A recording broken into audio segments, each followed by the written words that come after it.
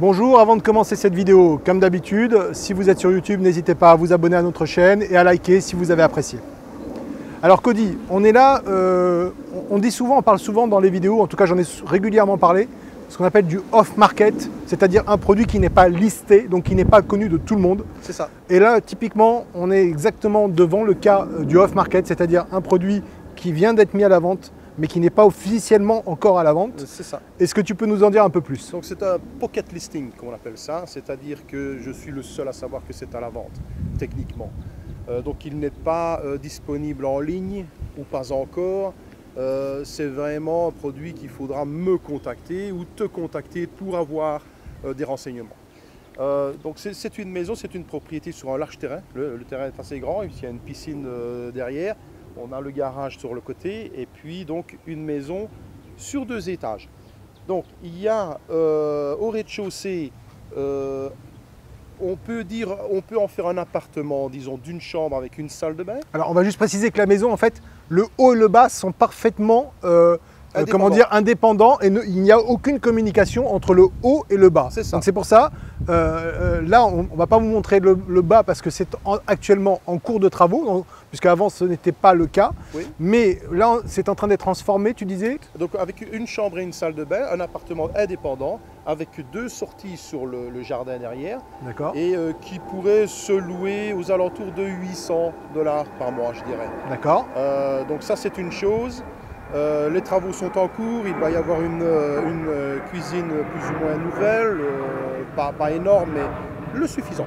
D'accord, donc une cuisine refaite, un appartement qui est entièrement carrelé. Oui, tout à fait. Une salle de bain d'une bonne taille. Salle de bain de taille normale, sans problème. Chambre très correcte aussi en termes de taille. Il y a la buanderie avec la machine à essuyer, tout à fait. Le séchoir, donc il n'y a aucun souci. Et puis donc une terrasse couverte sur le côté latéral là, et puis derrière accès sur le jardin. D'accord. Alors on va préciser donc que si on souhaitait donc acheter cette maison pour y mettre donc 2 locataires, un en bas et un en haut, la seule chose qui resterait à faire, ce serait donc de séparer la partie jardin de manière à ce qu'il y ait qu'il n'y ait pas de conflit et qu'il y ait bien une distinction entre ce qui concerne la partie jardin de la personne qui est en bas, de celle qui est en haut, qu'elle puisse aussi avoir son accès. Et dans ce cas-là, on va juste rajouter que la personne qui est en haut pourrait aussi avoir accès à la piscine, qui est une piscine ce qu'on appelle hors sol, mais qui est une piscine qui est en train d'être refaite et dont tout ce qui est canalisation, filtrage et tout ça vient d'être fait et sous garantie pour 5 à 7 ans selon les appareils. C'est ça. On est d'accord. Le haut est un peu plus large, enfin pas de dimension puisque c'est exactement la même chose, mais c'est quand même divisé avec 2 chambres et 2 salles de bain. Ouais. Avec tout le deck, toute la terrasse là-bas, et donc avec un accès, on pourrait avoir un accès sur la piscine derrière pour les gens du haut. Et en point de vue location, je pense qu'on peut arriver à 1 000 $, probablement 1 100 avec l'usage de la piscine dans le jardin. D'accord. De nouveau, il y a aussi le garage qui peut être négociable, qui peut être négocié soit pour ceux qui en ont besoin, soit en bas, soit en haut. On peut après, on peut mettre le bail pour le garage, soit l'un, soit l'autre. Exactement. D'accord, et ça peut se louer peut-être combien? Peut-être une 100 centaine de dollars par mois. 100 $. Donc on arrive là. En ce qui concerne les taxes, elles étaient de 1 450 par an. 1450? Oui, d'accord, les taxes foncières. Okay. Une assurance ici, on compte, je pense que vous arrivez avec une assurance aux alentours de... À l'œil, je dirais entre 1500 et 1700. D'accord. Okay. Et puis pas de commun, donc à ce niveau-là, c'est les seules dépenses. La seule chose qu'on va rajouter, c'est le property manager, 10%. 10% pour donc 10% sur la totalité du loyer. Donc c'est pas, si on reprend les chiffres qu'on vient de donner, 1800, 1900, ça veut dire que chaque mois, il y a 190 $ à peu près qui partent pour le property manager. Ce qui fait de tête... Probablement 1600 net. 1600, voilà, net. Ce qui ferait une très belle rentabilité puisqu'on n'a pas encore annoncé le prix.